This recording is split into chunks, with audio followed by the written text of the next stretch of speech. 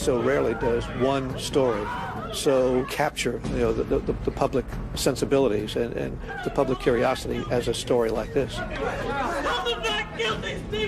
From the very beginning, because it was so violent, because it was so unexpected, so unpredictable, and because it was so out of the ordinary. Larry Esteban, a veteran reporter, has been covering trials for 33 years. He's in the courtroom when the defendant, 26-year-old Esteban Carpio, is led through the doors. Esteban has never seen anything like it. First, there was a gasp.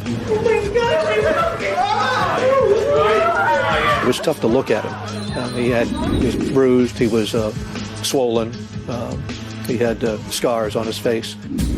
Carpio, wearing a mask making him look like the movie character Hannibal Lecter, is being arraigned for murder. In the courtroom, his family is shocked to see his disfigured face. Step off. Not guilty! Tell him not guilty! Tell him not guilty, Stephen! But that only tells part of the story. It's April 17th, 2005, in the middle of the night, and it's a chaotic scene outside police headquarters in Providence, Rhode Island. Beloved police detective Jimmy Allen has just been shot twice in the chest while questioning a suspect about the stabbing of an elderly woman. Carpio had asked for water, and the two detectives that were in there with him, one left to go get the water and lock the door behind him. Officers outside the room hear a violent struggle, but can't get in because the door is locked from the inside. And they tragically heard Detective Allen say, "I think he's going to kill me. He's got my gun, he's going to kill me." By the time they broke it down, the officer was dying, and Carpio had jumped out the window. The now suspected cop killer makes a daring escape, breaking through a glass window and plummeting 3 stories to the ground. Injured but alive, Carpio is on the run. And a massive manhunt is underway.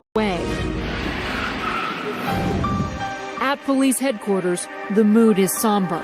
It was a very emotional scene. The police chief himself, Esserman, came down, was seen as they loaded Detective Allen's body into the van.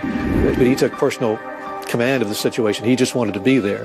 The detective, James Allen, is a 27-year veteran of the Providence Police Department, and few cops are held in higher regard. He was just regarded as one of the best police officers the city of Providence probably ever produced. Esteban Carpio is found and taken into custody nearly an hour after his bold escape. It's little consolation to police. And we've lost a remarkable man today.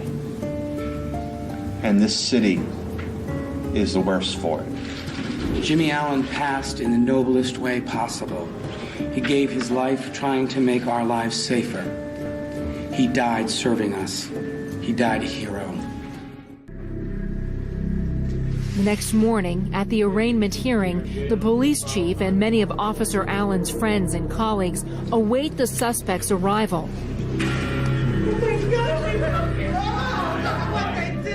The air just kind of went out of the room for a second as everybody's eyes were transfixed on Esteban Carpio. They wanted to see, the man they perceived to be a monster who could have done this. And when Carpio walks in, there are cries of shock and horror. Carpio's mask is called a spit shield and is typically used when a suspect is either bleeding or combative. Police say the suspect was being combative, spitting on them. But his relatives think the mask is covering up a revenge beating Carpio took at the hands of police. It's gross police brutality. He was mentally ill, and he needed help, and we couldn't get it. We tried and tried, and he didn't deserve this. An investigation conducted by the FBI later concludes Carpio sustains his wounds from a combination of smashing through the window, falling 3 stories, and the use of necessary force to apprehend the fleeing suspect. There is no civil rights violation when injuries are incident to arrest, meaning if he's fighting the police officers, the officers have the right to use whatever force necessary to subdue the subject. As for the claim by Carpio's aunt that he's mentally ill, the jury rejects his insanity defense and finds him guilty of murdering James Allen. The judge gives him the maximum sentence allowed, life without parole. This was such an aberrant story that there was no way to put this on an equal plane with anything I'd ever seen before. You know, this was pretty much, you know, the personification of evil in a lot of people's minds. This is the guy that killed Jimmy Allen. And I think there was great relief when it finally came down that this guy was never going to be in a position to harm anybody else again.